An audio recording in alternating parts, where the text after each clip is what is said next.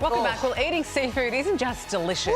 It could actually save your life. I know, it's a little bit pongy as well. A new study revealing eating just 2 serves of fish or shellfish a week could dramatically cut the risk of heart disease, Alzheimer's and dementia. Yeah, this is important research, So to break it down, how you can supersize the seafood in your diet, nutritionist Dr. Joanna Nicholson joins us now. Doc, good morning to you. This is a really interesting study. Yeah. It's phenomenal. This has been the biggest study for an Australian audience, pulling together everything we've got. So there's 281 papers that were all pulled together. And honestly, I want to highlight the reduction in cardiovascular disease, because that's so important for Australians, 30% reduced risk. 30% reduced risk of Alzheimer's and 10% risk of overall dementia. Why? But when you read the full report, well, it's because of the nutrients in seafood. And the full report actually makes for staggering reading, because they're talking cancer, they're talking allergy and asthma reduction risk in children, brain development, long-term brain health, benefits for kidney health, liver health, anti-inflammatory.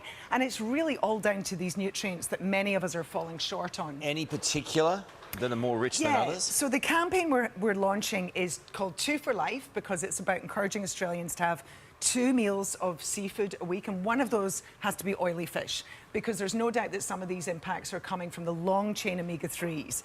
So I want to highlight for vegetarians, the omega-3s we get in plant foods are not the same, and we've only got a limited capacity of converting them to the long chain ones. So if the more that we can get in preformed fish and seafood, the better. Okay, let's go to it. So I've given you 3 recipes as well, because one of the things I wanted to highlight is I think tuna is one of the most accessible forms of seafood. Lots of people like it, and you can get, you know, canned pouches. This is in extra virgin olive oil in a jar. It's delicious. And it retains its goodies easy. still, even when it's packaged? It retains its goodness, yes. Great. And albacore, I've deliberately chosen albacore because it's higher in omega-3s than skipjack. So look for albacore, and these are Australian fish. So it's Australian tuna, which is really nice. And then I've bought the fresh tuna steaks. I've given the recipe for my tuna tacos, because these are honestly so fun for the family. They do look good. Bit of chili, a homemade slaw, some avocado on the bottom there. And I just coated the fish in sesame seeds, give it a light fry, and it's absolutely delicious. Flake it through pasta, really accessible family, easy meal. Or what about a good old niçoise salad? Delicious. I love a niçoise salad. So do I, so good.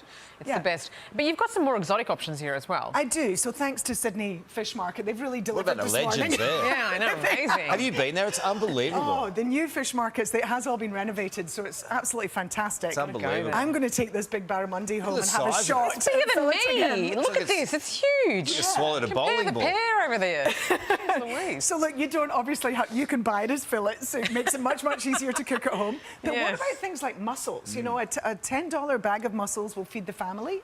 It's great through pasta. I do mine with some chickpeas and chili and tomato sauce in there. What about things like crab, good old prawns, and frozen? Frozen is fantastic to have in your freezer. It's convenient. Midweek meal, so it doesn't have to be, you know, I think some people are a bit worried about how to cook seafood, or think they've got to buy it and eat it fresh on the day. So the canned and the frozen options are also great ways of getting more seafood into your diet. It's very good for pregnant women too, isn't it? For baby development, brain development. It is, but you were just telling me that I've gone off it, sadly. So, well, this is the other interesting thing in the research. It is showing benefits from supplements. So if for whatever reason you can't or don't want to eat fish, then I do recommend an omega-3 supplement. Fish oil. What you won't get, though, are all of the benefits, because there's things like iodine and selenium and zinc and iron and other nutrients that are in the whole seafood. If you've gone off fish, that means you're having a boy. Oh, Dr. Carl, you know best. Do you know? Or is he just guessing? No, we're having a boy, You are having a boy. Hey! See? Surprise! Hey, Gender well done. reveal. That's really interesting research, and a couple of great recipes there. And Sydney Fish Markets, thanks for all the beautiful fish. And if you're in Sydney, do yourself a favour and get down there and see it. It's unbelievable what they've done. All right, straight ahead, new picture.